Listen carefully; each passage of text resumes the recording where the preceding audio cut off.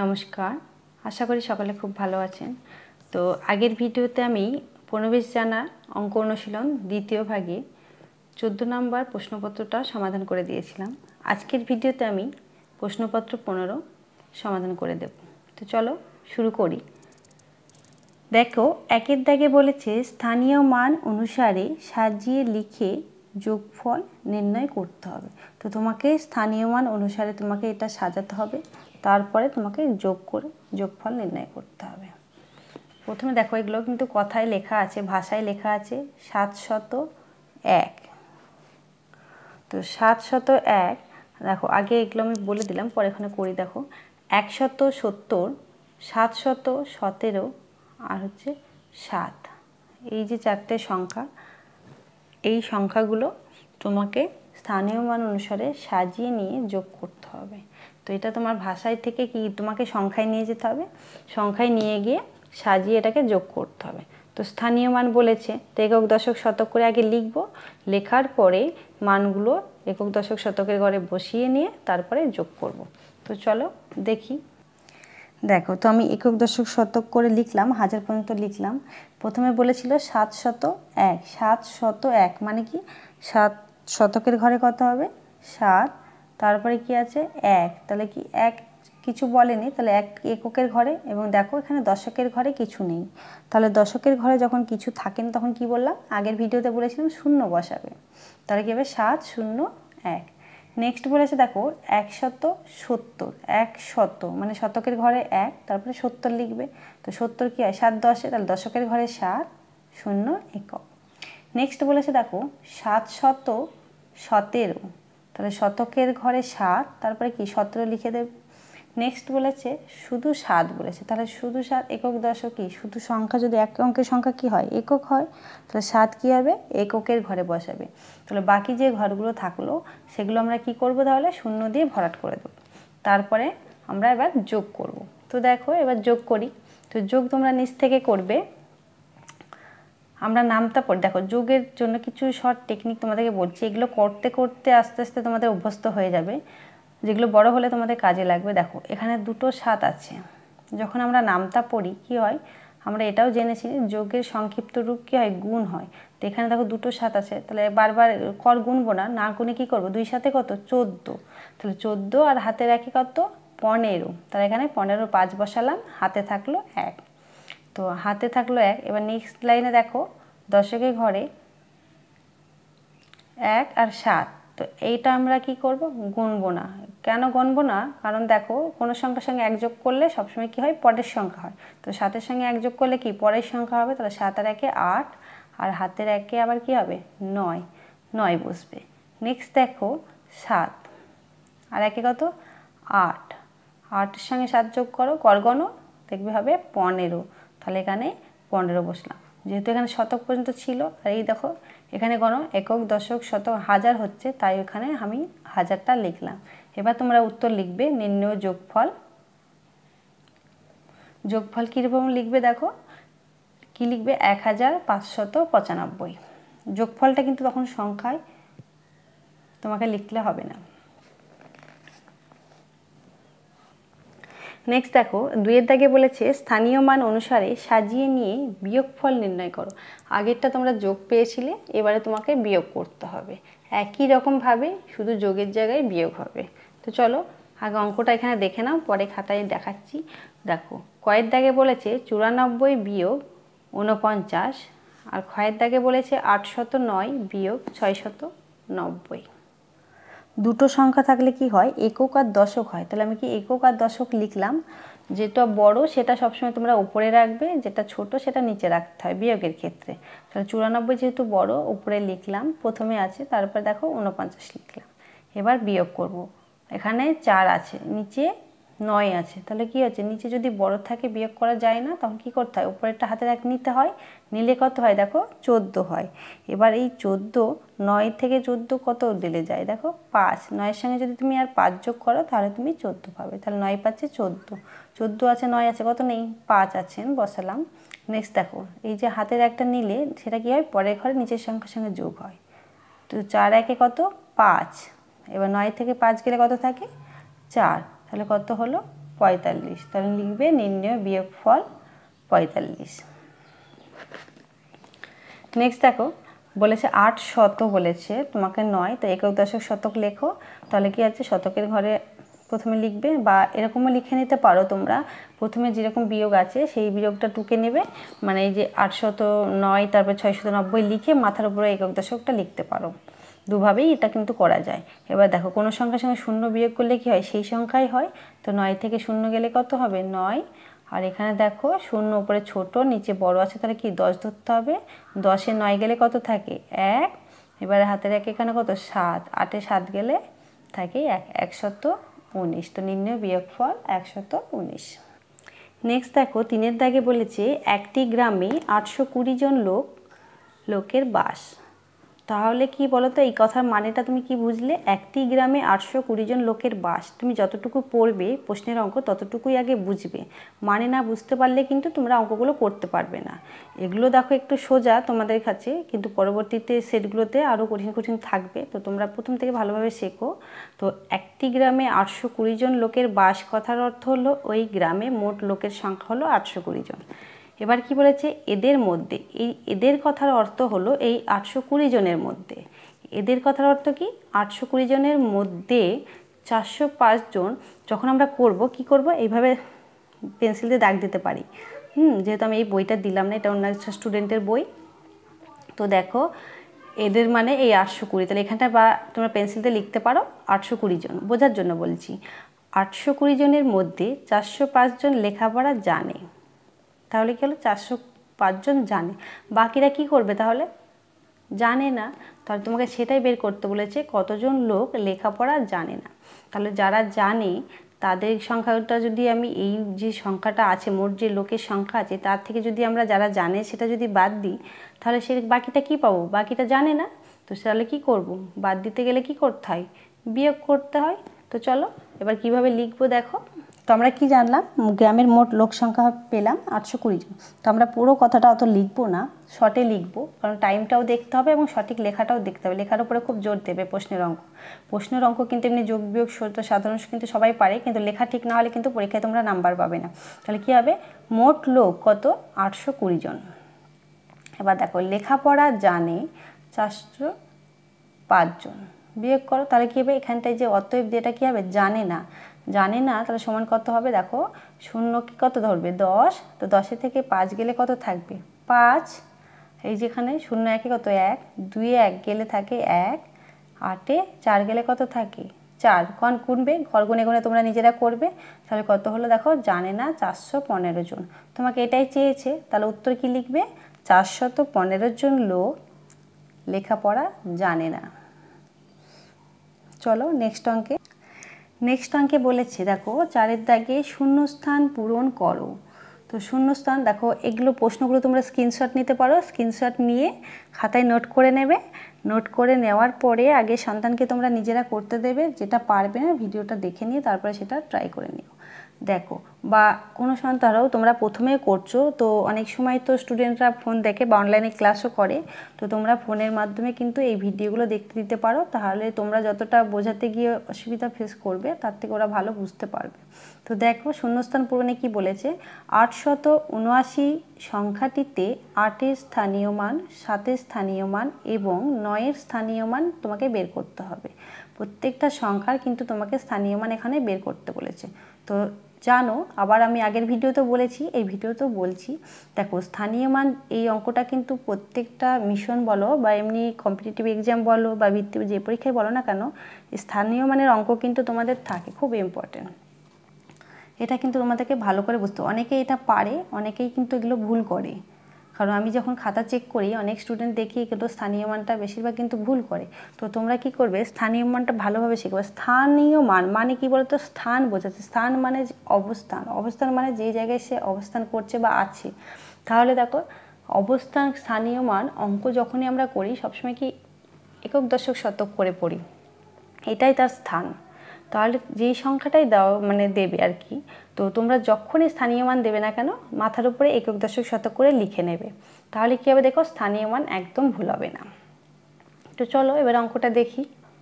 দেখো তোমাদেরকে এই যে স্থানীয় মান দিয়েছে, স্থানীয় মান কত দিয়েছে, 879। এবার 8 আমি মাথার উপরে স্থানগুলো লিখি, একক, দশক, শতক। এটা ডান দিক থেকে বাদিকে লেখে, তো আমি ডান দিক থেকে দেখো বাদিকে লিখেছি, একক, দশক, শতক পর্যন্ত লিখলাম, কারণ 3টে সংখ্যা রয়েছে। শতক কথার অর্থ হলো 100, দশক কথার মান হলো 10, একক কথার অর্থ হলো 1। তাহলে যেই ঘরে থাকবে সেই মান দিয়ে কিন্তু তোমাকে গুণ করলে তুমি স্থানীয় মান পেয়ে যাবে। তাহলে দেখো 8-এর স্থানীয় মান বের করতে বলেছে, তাহলে 8 কতর ঘরে আছে? শতকের ঘরে। দেখো প্রত্যেকটা ঘর এক সংখ্যা থেকে আরেক সংখ্যার কি হয়? 10 করে গুণ হয়। একক কি হচ্ছে? দশক কি? এককের 10 গুণ। এই দশক সংখ্যাটা কি হয়? এককের 10 গুণ। আবার এই শতক কি হবে? দশকের 10 গুণ। প্রত্যেকটা 10 গুণ। তাই দেখো একের সঙ্গে যদি 10 গুণ করে 10 পাবে, 10-এর সঙ্গে 10 গুণ করলে 100 পাবে। তো এটা তোমার বোঝানোর জন্য বললাম। তো এই যে শতক কথার অর্থ হলো 100, দশক কথার মান হলো 10, আর একক কথার মান হলো 1। এবার তোমাদের যেই স্থানে থাকছে, তাহলে এখানে দেখো শতকে 8-এর মান বের করতে বলেছে, তো স্থানীয় মানকে শতকের ঘর আছে, তাহলে কত দিয়ে গুণ করবো? 100 দিয়ে। তাহলে লিখবো দেখো 8-এর স্থানীয় মান 8 গণিত 100 সমান কত হবে? 800। নেক্সট দেখো 7-এর স্থানীয় মান, 7 যেহেতু দশকের ঘরে আছে, তাহলে কি হবে? 10 দিয়ে গুণ করব। তাহলে কি করব? 7 গণিত 10 সমান দেখো 70। নেক্সট আছে দেখো 9, 9তে এককের ঘরে আছে, তো মান কত হবে? 1। তাহলে কত দিয়ে গুণ করবে বলো? 1 দিয়ে। তো দেখো 9 স্থানীয় মান 9 গণিত 1 সমান 9।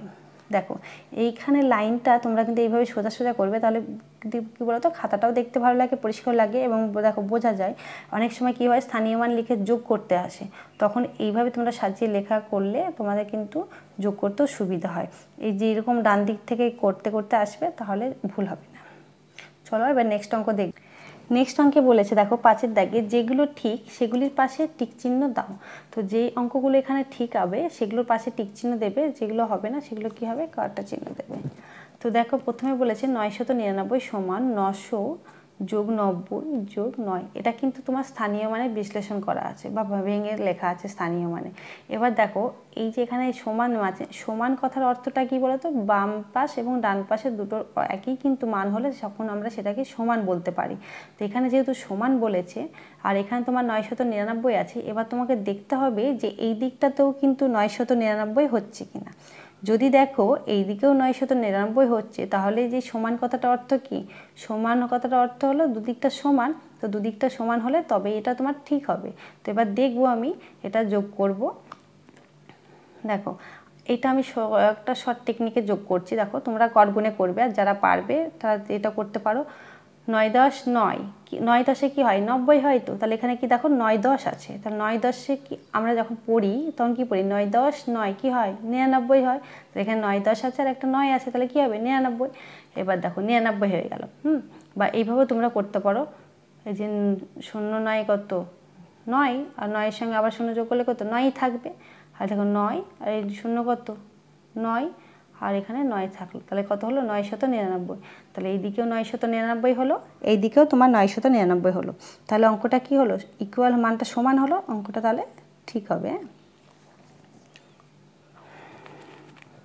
দেখো আমি এখানে যোগ করে যে নিচে লিখেছি, দেখো 999, তো দুটো মান কি সমান হলো, তাহলে অঙ্কটা কি সমানই বলেছিল তোমাকে এখানটায়, তাহলে অঙ্কটা হবে ঠিক হবে। নেক্সট অঙ্কটা দেখো 82 সংখ্যাটিতে 8 ও 2 উভয়ের সংখ্যা প্রতীক লিখতে বলেছে। তাহলে কি হচ্ছে? 82 সংখ্যাটিতে 8 ও 2 উভয়ে কি সংখ্যা প্রতীক? হ্যাঁ এটা ঠিক। দেখো এই যে 2 বলো 8 বলো, এগুলো কি এক একটা সংখ্যার এগুলো প্রতীক চিহ্ন। এটা 2, যেটা 8, এগুলো কি সংখ্যা প্রতীক, তাহলে এটা কি হবে? ঠিক হবে। নেক্সট দেখো 0 একটি সংখ্যা, এটা কি হবে বলো? 0 একটি সংখ্যা, ঠিক 0 একটি সংখ্যা, কারণ 0 যখন ডান দিকে বসে তখন কি পরিমাণটা বেড়ে যায়, তাহলে 0 একটি কি সংখ্যা। নেক্সট দেখো 910 সংখ্যাটিতে 0 একটি সংখ্যা প্রতীক বা অঙ্ক, এটাও কিন্তু ঠিক। এখানে কিন্তু যদি এখানে যদি তুমি 0টাকে সংখ্যা বলতো তাহলে কিন্তু ভুল হতো তোমার। যেহেতু এখানে সংখ্যা প্রতীক বলেছে বা অঙ্ক বলেছে, তাহলে এটা কিন্তু ঠিক হবে। কারণ দেখো এগুলো এক একটা কিন্তু অঙ্ক, আর 3টে সংখ্যা একসাথে মিলে কিন্তু একটা সংখ্যা। আর এই শুধু 0 একটা, 1 একটা, 9 একটা, এগুলো এক একটি অঙ্ক। যেমন ধরো আমরা বর্ণ পরিচয় পড়ি না, কতগুলো বর্ণ পাশাপাশি বসে একটা শব্দ তৈরি হয়, ঠিক সেই রকমই কতগুলো অঙ্ক পাশাপাশি বসে কিন্তু একটা সংখ্যা তৈরি হয়। যেহেতু এখানে দেখো এই যে সংখ্যার মধ্যে যেগুলো থাকে এগুলো এক একটা অঙ্ক, তো 0 একটি অঙ্ক। দেখো এখানে ব্র্যাকেটে লেখা আছে অঙ্ক, তাহলে এটা কী হবে? ঠিক হবে। নেক্সট দেখো, ইংরেজি বছরের ফেব্রুয়ারি মাসের দিন সংখ্যা 28 বা 29। এটাও কিন্তু তোমাদের ঠিক, কারণ ফেব্রুয়ারি মাসের দিন সংখ্যা সাধারণত 28 দিনে হয়, কিন্তু যখন লিপ ইয়ার বা অধিবর্ষ হয় তখন কিন্তু একদিন বেড়ে কত হয়, 29 দিন হয়। 28 বা 29 দুটোই কিন্তু ঠিক হবে। নেক্সট দেখো, ডিসেম্বর মাসের দিন সংখ্যা 31। তো ডিসেম্বর মাসের দিন সংখ্যা কত বলো? তো তোমরা দিন সংখ্যা কিভাবে বের করো আমি জানি না, আমি তোমাদের এর পরের অঙ্কের আছে যে দিন সংখ্যা অনুযায়ী তোমাদের মাসের নাম লিখতে হবে, সেখানে গিয়ে আমি বলে দিচ্ছি অঙ্কটার উত্তরটা। নেক্সট অঙ্ক দেখো 6-এর দাগে, অঙ্কের ভাষায় প্রকাশ করে সমাধান করতে হবে। তোমাকে অঙ্কের ভাষায় প্রকাশ করে সমাধান করতে হবে। তো দেখো, তুমি যখন বাসে উঠেছো তখন তোমাকে নিয়ে মোট 37 জন যাত্রী ছিল। এই লাইনটার মানে বোঝো, তুমি যখন বাসে উঠেছো তখন তোমাকে নিয়ে মোট 37 জন, তার মানে কি আগে 36 জন ছিল, তোমাকে দিয়ে 37 জন হলো, তাহলে কি যাত্রী ছিল, তার মানে বাসের মোট যাত্রী ছিল 37 জন। এবার নেক্সট লাইনে কি বলেছে দেখো, নেক্সট লাইন বলেছে পথে এক জায়গায় বলতে কোনো একটা স্টপেজে কি হয় বা স্টেশনে কোন স্টপেজে কি হলো, 7 জন যাত্রী নেমে গেল। তাহলে মোট যাত্রী ছিল কিন্তু 37 জন, তার মধ্যে কি হলো তোমার 7 জন নেমে গেল। তো 7 জন যখন নেমে গেল তখন কি হলো, বাসে 37 জন কি থাকলো না, 37 জনের থেকে কমে গেল। তাহলে কমে গেলে কি করব, বিয়োগ করব। তো বিয়োগ করে যেটা হবে সেটা কি হলো, নেমে যাওয়ার পরে যাত্রীটা ছিল সেটা হবে। এবার নেক্সট তোমাকে কি বলেছে দেখো, 12 জন যাত্রী উঠলেন, মানে নেমে যাওয়ার পরে আবার কি হয়েছে, 12 জন যাত্রী হলো। তো তুমি কি আগেরটায় পেয়ে গেলে, বাদ দিয়ে মানে বিয়োগ করার পরে পেলে যেটা ছিল, তারপরে কি হলো আবার 12 জন উঠলো। তো আবার যখন উঠলো তখন কি যাত্রী সংখ্যা আরও বাড়লো, তখন কি করবে আবার যোগ করবে, তাহলে তুমি মোট কতজন হলো সেটা পেয়ে যাবে। তো বাসে এখন মানে নেমে যাওয়ার পরে উঠলো এবং ওঠার পরেই যে যাত্রী সংখ্যাটা হলো সেটাই তোমাকে চেয়েছে, যে বাসে এখন মোট কতজন যাত্রী হলো। তো চলো অঙ্কটা দেখব। দেখো, তাহলে বাসে তোমার মোট যাত্রী ছিল 37 জন, নেমে গেলেন 7 জন, বিয়োগ করলে কত পেয়ে যাবে, রইল কত 30 জন। তাহলে কি যাত্রী হলো বা যাত্রী রইল লিখবে তোমরা 30 জন, তারপরে কি হচ্ছে আবার উঠলো বললো, তো উঠলো কত 12 জন, তারপরে বেড়ে গেল যোগ করলাম, যোগ করলে কত 2 3 আর 1 4 42 জন। তাহলে মোট হলো মানে এখন হলো কত 42 জন। উত্তর লিখবে বাসে এখন মোট 42 জন যাত্রী হলো। তো তোমরা আমি যেভাবে প্রত্যেকটা লাইনের মানেগুলো বোঝালাম, শুনতে একটু লেন্দি হলেও তোমরা যদি এইভাবে প্রথম থেকে অঙ্কগুলো করো, বারবার করতে করতে দেখবে অঙ্ক খুব তোমাদের ইজি লাগবে। চলো নেক্সট অঙ্কটা দেখো, স্থানীয় মান অনুসারে সাজিয়ে নিয়ে বিয়োগফল নির্ণয় করো। আমি আগেও বলেছিলাম যে যারা প্রথম বা দ্বিতীয় শ্রেণীতে অ্যাডমিশন নেবে তারা কিন্তু এই অঙ্ক অনুসরণ দ্বিতীয় ভাগটা কিন্তু করবে। তো এই যে এখানে দেখেছো 4টে সংখ্যাকে 4টে সংখ্যা দিয়ে বিয়োগ করো, এটা কিন্তু সব মিশনে আসে না, কোনো কোনো মিশনে ছোট আসে, ছোট ছোট যোগ বিয়োগ আসে, কোনো কোনো মিশনে বড় আসে। যেমন ধরো মালদা বলো বা বড়নগর বলো, ব্যারাকপুর, এইরকম এইসব মিশন, ব্যারাকপুর এইসব মিশনের ক্যালকুলেশনগুলো একটু লেন্দি আসে কিন্তু খুব ইজি আসে। আর রহরা রামকৃষ্ণ মিশন বা অন্যান্য আরও যে মিশনগুলোতে আছে, যেমন ধরো মহেশ যে একটা আছে, বা মেদিনীপুর যে রামকৃষ্ণ মিশনটা আছে, সেখানে কিন্তু এরকম লেন্দি আসে। তো সেইগুলো তোমরা কি করে করবে, তো তোমরা প্রিভিয়াস ইয়ার কোশ্চেন যারা পেয়েছো তো ভালো, যারা পাওনি আমি পরবর্তীতে ভিডিওতে তোমাদের একটা করে স্যাম্পল কোশ্চেন পেপার দেওয়ার চেষ্টা করব যে কীরকম প্রশ্ন তোমাদের হতে পারে। তো চলো অঙ্কটা দেখে নাও। তো 8340, তারপরে কি আছে নিচে 7984, তো লিখে নেব। যেহেতু তোমাকে অঙ্কটা স্থানীয় মান অনুসারে বলেছে, সুতরাং তোমরা কিন্তু নির্দেশ ভালো করে পড়বে। এখানে শুধু তোমরা যদি বিয়োগ করে দাও তোমাদের অঙ্ক কিন্তু 1 নম্বরে তোমরা পাবে না। নির্দেশে বলা আছে দেখো, স্থানীয় মান অনুসারে, কিন্তু তোমাকে স্থানীয় মান লিখতে হবে, একক দশক করে লিখতে হবে, লেখার পরে বিয়োগ করে বিয়োগফল নির্ণয় করতে হবে এবং উত্তর লিখতে হবে। তো দেখো, তো আমি আগে সাজিয়ে নিয়েছিলাম, তারপর মাথার উপর দেখো একক দশক করে লিখলাম, একক দশক শতক করে লিখে নিলাম। লিখে নেওয়ার পরে বিয়োগ করো। তুমি বিয়োগ তোমরা জানো, তাও বলছি দেখো, এটা কত 10, 10-এর থেকে 4 গেলে কত থাকে 6, আর হাতে রেখে এখানে 9 হবে। এবার 9 থেকে কত 14 থেকে 9 গেলে কত থাকে 5, হাতে রেখে কত 10, 13 থেকে 10 গেলে কত 3, হাতে রেখে কত 8, 8-এ 8 গেলে কত 0, 22 শূন্য কোনো দাম নেই। তাহলে কত হলো 356 হলো বিয়োগফল। তো উত্তর লিখবে। নেক্সট অঙ্ক দেখো। নেক্সট অঙ্ক দেখো বলেছে ইংরেজি মাসের সেই মাসগুলির নাম, ইংরেজি মাসের সেই মাসগুলির নাম, সেই মাস মানে যে মাস, দেখো পরে বলছে সেই মাসগুলি, কিন্তু সেই মাস কোনগুলো এখন বলেনি, যেটা পরে বলবে। দেখো ইংরেজিতে লেখো, তো ইংরেজি মাসের নাম ইংরেজিতেই লিখতে হবে, বাংলাতে বানান করে লিখলে হবে না, এইটুকুর মানে প্রত্যেকটা নির্দেশ কিন্তু এগুলো কিন্তু দেখো অনেক স্টুডেন্ট কিন্তু এটা ভুল করে। এই যে অনেকেই পারবে কিন্তু অনেকেই কিন্তু ভুল করে। আমি কিন্তু নির্দেশটা কিন্তু প্রত্যেকটা অঙ্কের নির্দেশ কিন্তু আমি ভালো করে পড়ে পড়ে কিন্তু বুঝিয়ে দিচ্ছি, যার জন্য তোমাদের ভিডিওগুলো কিন্তু ভালোভাবে দেখতে হবে। অঙ্ক পারলেও তোমরা এই যে নির্দেশ, কিন্তু অনেক স্টুডেন্ট কী হয় নির্দেশ বুঝতে পারে না, তার জন্য অনেক স্টুডেন্ট জানে পারে কিন্তু অঙ্ক পরীক্ষায় করে আসতে পারে না। তো নির্দেশগুলো তোমরা নিট অ্যান্ড ক্লিন ভালোভাবে বুঝে নেবে, বুঝে নেবার পরে অঙ্ক করবে, তাহলে দেখবে অঙ্ক পরবর্তী অঙ্কগুলোতে বুঝতে তোমাদের অসুবিধা হবে না, নিজেরা পারবে। তো ইংরেজি মাসের সেই মাসগুলি কি পরে জানবো। কি বলেছে নাম ইংরেজিতে লেখো, মানে ইংরেজি মাসের নাম ইংরেজিতে লিখতে হবে, যাদের সেই বলতে গেলে এখানে বলেছে দেখো যাদের দিন সংখ্যা 31।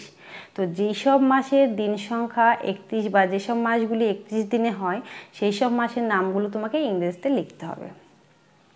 এবার দেখো 31 দিনের নাম অনেকে কর মানে এটাকে হাতের কর দিয়ে মনে রাখে, তো আমি একটা ছোট্ট একটা নিয়ম বলছি বা রুলস বলছি, শুধু সেই নামটা মনে রেখো, তাহলে সব অঙ্কগুলো তোমাদের এই যত দিন সংখ্যায় আসুক না কেন তোমাদের ভুল হবে না। এজু সেন, আগের ভিডিওতেও বলেছি, বারবার বলবো, পরবর্তীতে হলেও বলবো। তো দেখো এজু সেন, তার আগে বলি যারা আগের সেটগুলো আমার দেখোনি তারা কিন্তু প্লেলিস্টে গিয়ে ম্যাথ ডিসকাশন, সেখানে গিয়ে কিন্তু বাকি সেটগুলো দেখে নিতে পারো। তো এবার অঙ্ক এসো। এজু সেন, এজু সেন এই কথার অর্থ হলো এজু সেন দিয়ে যে নাম মাসগুলো হবে সেই মাসগুলো তোমার 30 দিনে হবে, বাকি ফেব্রুয়ারি ছাড়া বাকি সমস্ত মাস 31 দিনে হবে। তো এজু কথার অর্থ হলো দেখো এপ্রিল, জু কথার অর্থ হলো জুন, দন্তাসহায়িকার কথা হলো সেপ্টেম্বর, দন্তানা কথার অর্থ হলো নভেম্বর। তাহলে এই 4টে মাস তোমার 30 দিনে, বাকি সমস্ত মাস ফেব্রুয়ারি ছাড়া 31 দিন। আর ফেব্রুয়ারি মাস তো 28 এবং 29। দেখো এটা আমার একটু ভুল হয়েছে, একটা বাংলা ইংরেজি হয়ে গেছে, একটা বাংলা একটা ইংরেজি হয়ে গেছিলো। তো দেখো 28 বা 29 দিনে, যখন অধিবর্ষ বা লিপ ইয়ার হয় তখন কিন্তু 29 দিনে হয়, এমনি সাধারণত 28 দিনে হয়। তো এবার দেখো তাহলে আমি এবার পড়তে যাই। দেখো এপ্রিল মাস, তো এপ্রিল মাস কিন্তু 30 দিনে হয়, তাহলে প্রথম থেকে পড়ি জানুয়ারি, তাহলে জানুয়ারি কী হবে 31 দিনে হবে। ফেব্রুয়ারি কি হয় লিপ ইয়ার বা 28 দিনে ফেব্রুয়ারি বাদ যাবে, জানুয়ারি হলো ফেব্রুয়ারি বাদ গেল। তারপরে কী হবে মার্চ, তারপরে দেখো এপ্রিল, তো এপ্রিল এখানে আছে এপ্রিল লিখবো না। তারপরে কী আছে মে, তারপরে জুন আছে জুন লিখবো না, জুলাই, আগস্ট, সেপ্টেম্বর আছে এটা লিখবো না, অক্টোবর, তারপরে কী হচ্ছে নভেম্বর বাদ দিয়ে ডিসেম্বর। তো এই মাসের নাম বললাম। তো দেখো 15 নম্বর সেট এখানেই কমপ্লিট হলো। তো আজকের ভিডিওতে এই পর্যন্তই, পরবর্তী ভিডিওতে আমি 16 নম্বর প্রশ্নপত্র নিয়ে আলোচনা করব। যদি তোমাদের ভিডিওটি ভালো লাগে অতি অবশ্যই একটু লাইক কমেন্ট করো বা অন্য বন্ধুদেরকে শেয়ার করে দেখার সুযোগ করে দিও। যদি তোমরা লাইক করো তাহলে আমি বুঝতে পারবো যে তোমরা ভিডিওটা দেখে হেল্পফুল হচ্ছ বা তোমাদের ভালো লেগেছে। চলো সকলে ভালো থেকো, আজকে এই পর্যন্তই, পরবর্তী ভিডিওতে আবারও কথা হবে, টাটা।